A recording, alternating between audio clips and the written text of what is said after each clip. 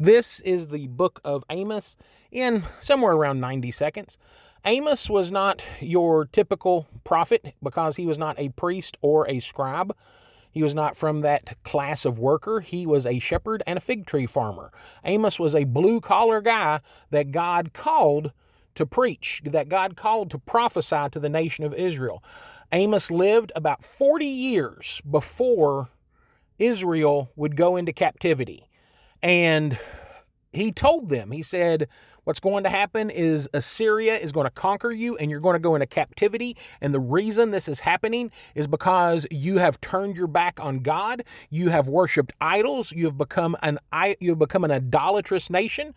And you have not only done that, but you have worshiped money.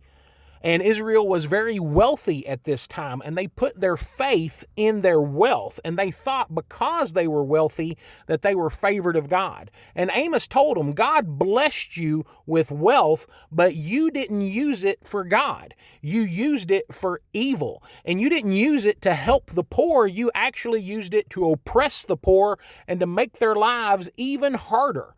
He admonished them not just for their greed, but for their injustice, for how they ignored everything that went on around them, how they were hypocritical.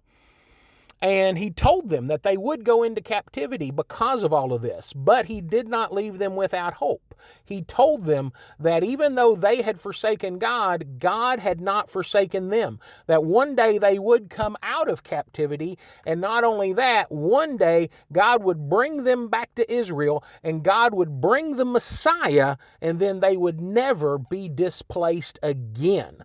So God admonished them, but he left them with hope that if they would turn back to God, God would forgive them and God would restore them.